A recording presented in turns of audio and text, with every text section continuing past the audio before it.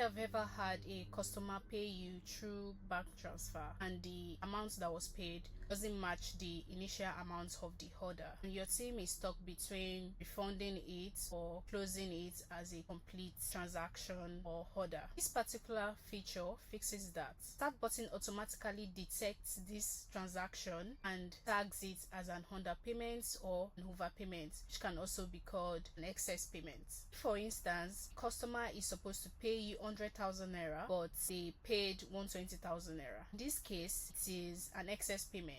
It's a 20,000 naira overpayment on the transaction. And in another scenario, customer is supposed to pay you 100,000 naira, but they paid 80,000 naira or 90,000 naira. This scenario is an underpayment of 20,000 naira or 10,000 naira. How does this work? When you scroll to your transfer funds record, it automatically brings out all the transfers that has been done, and somewhere in this transaction, let's take Emilia Adebisi transaction. Emilia Adebisi transaction is case of an overpayment. Underneath this beneficiary is going to be an overpayment tagged here. For instance, Ohib Olamide is a case of underpayment. It's going to be an underpayment status tagged around here. Let me show you how it looks like. In this case, this is a collection transaction. It is underpaid. The tag of underpayment here. If it is an overpayment, there's going to be a tag of excess payments. When you scroll to this action section, you'd see view details or refund directly. You want to view details to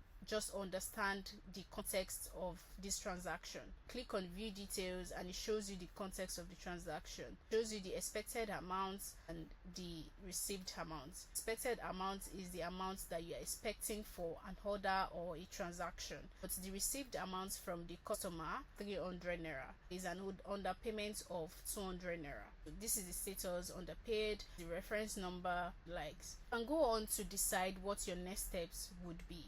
It is to refund the merchant or to partially refund, or you want to do a top-up. If you would want to refund, you can go back to this transaction section, see refund, you click on it. In this case, it is an overpayment. You can easily refund the 200 naira. You want to refund it. If you don't want to refund it and want to request a top-up, you can do that. You can also actually refund if you want to.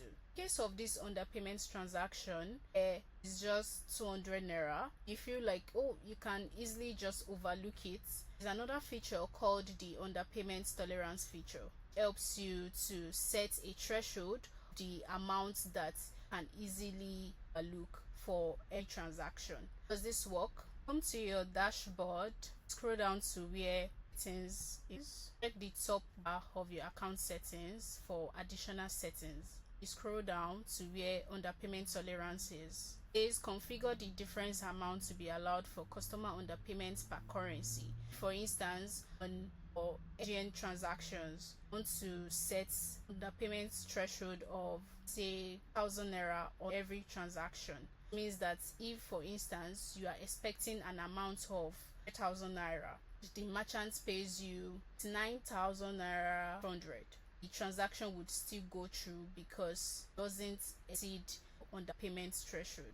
Let's figure, click on configure for the currency GN, for instance, to set 1,000 naira a threshold difference. 1,000 naira, we have imputed 1,000 naira. Come here to save changes. This is it.